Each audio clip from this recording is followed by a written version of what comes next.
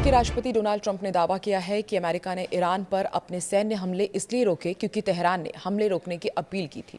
उन्होंने खुद बातचीत की इच्छा जताई थी। ट्रंप ने आगे कहा कि अगर समझौता नहीं हुआ तो हम फिर वही करेंगे जो पहले कर रहे थे। तो क्या वाकई ईरान की अपील पर अमेरिका ने एक बार फिर से युद्ध रोका है या फिर एक बार फिर से डोनाल्ड ट्रंप बातें कर रहे हैं? आइए समझते हैं इस वीडियो में। नमस्कार, मैं हूं आकांक्षा, आप देख रहे हैं न्यूज़ 18 का डिजिटल प्लेटफॉर्म। अमेरिकी राष्ट्रपति डोनाल्ड ट्रंप ने मीडिया से बात करते हुए एक बार फिर बड़ा बयान दिया है। उन्होंने बताया कि अमेरिका ने ईरान पर अपने हालिया सैन्य हमले इसलिए रोके क्योंकि तेहरान ने खुद आगे बढ़कर शांति की गुहार लगाई थी। उन्होंने बैठक की मांग की थी।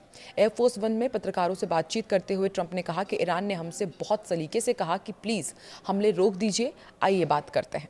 उन्होंने आगे कहा कि अब देखते हैं कि क्या होता है। अगर कोई समझौता नहीं हुआ तो वो फिर से वही कार्रवाई शुरू कर देंगे। अमेरिका और ईरान के बीच करीब 2 हफ्ते तक सैन्य हमले चलते रहे। इसके बाद अमेरिकी प्रशासन ने फिलहाल कार्रवाई रोक दी है। ट्रंप का कहना है कि अब दोनों देशों के बीच बातचीत जारी है, इससे कुछ अच्छे नतीजे निकल सकते हैं। ट्रंप ने यह भी दावा किया कि ईरान ने सीधे और अपने मध्यस्थों के जरिए अमेरिका से संपर्क किया। उन्होंने ये भी बताया कि अगर वो कमज़ोर होते तो ईरान कभी बातचीत की मांग नहीं करता। वो इसलिए मिलना चाहते हैं क्योंकि उन पर अमेरिका ने काफ़ी कड़ा हमला किया है। अमेरिकी मीडिया रिपोर्टों में बताया जा रहा है कि हमले रोकने का फैसला सिर्फ कूटनीति की वजह से नहीं लिया गया। रिपोर्ट में यह भी कहा गया कि अमेरिकी नेताओं और वरिष्ठ अधिकारियों ने युद्ध लंबा खिंचने के खतरे, हथियारों के भंडार और क्षेत्रीय हालात को लेकर चिंता जताई थी। इनमें उपराष्ट्रपति जेडी वेंस और जॉइंट चीफ ऑफ स्टाफ के चेयरमैन जनरल डैन केन शामिल हैं। एक रिपोर्ट के अनुसार अमेरिकी सेंट्रल कमांड ने उनके जो प्रमुख है एडमिरल ब्रैड कूपर ने भी सुझाव दिया था कि हॉर्मुज के आसपास चल रहे बमबारी अभियान को फिलहाल रोक दिया जाए।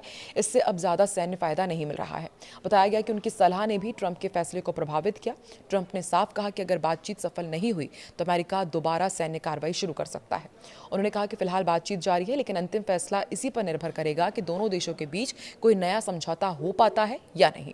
ट्रंप ने यह भी कहा कि अमेरिका के पास पर्याप्त हथियार और मिसाइलें मौजूद हैं। उन्होंने दावा किया कि पैट्रियट मिसाइल सिस्टम का उत्पादन भी तेजी से बढ़ाया जा रहा है।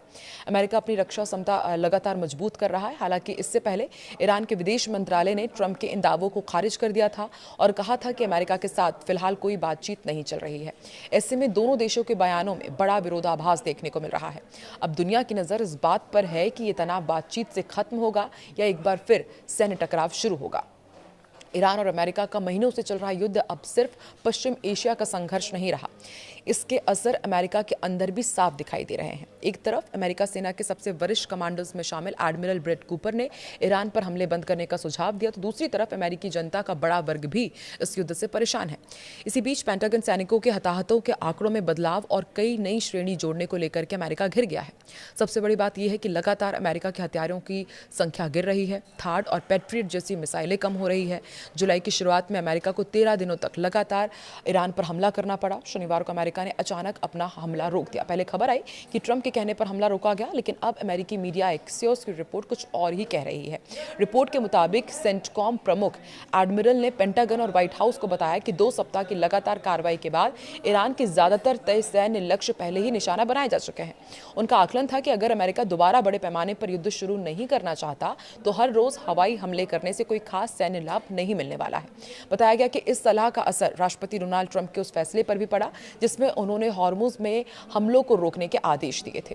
इसी दौरान जॉइंट चीफ्स ऑफ स्टाफ के चेयरमैन जनरल डैन केन ने भी निजी तौर पर प्रशासन को आगाह किया कि एयर डिफेंस इंटरसेप्टर की कमी भविष्य में अमेरिकी सैनिकों और सहयोगी देशों की सुरक्षा को प्रभावित कर सकती है।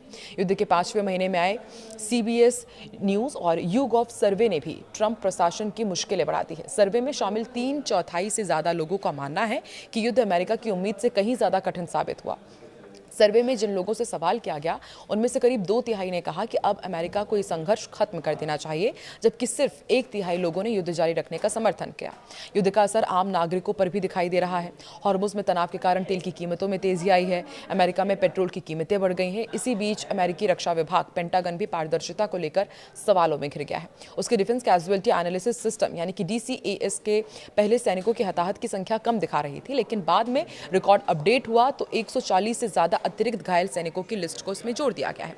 इसके साथ ही ओवरसीज ऑपरेशंस नाम से एक नई कैटेगरी भी जोड़ दी गई है, जिसने नए सवाल खड़े कर दिए हैं। इन बदलाव के बाद अमेरिकी सीनेट की सशस्त्र सेवा समिति के डेमोक्रेट सांसदों ने रक्षा मंत्री पीट हेग्सेथ से स्पष्टीकरण मांगा। पेंटागन ने कहा कि आंकड़ों में बदलाव वेबसाइट पर आई अस्थायी तकनीकी गड़बड़ी की वजह से हुआ। हालांकि नई कैटेगरी और रिकॉर्ड में हुए बदलाव को लेकर उठे कई सवालों का विस्तृत जवाब अब तक सार्वजनिक नहीं किया गया है।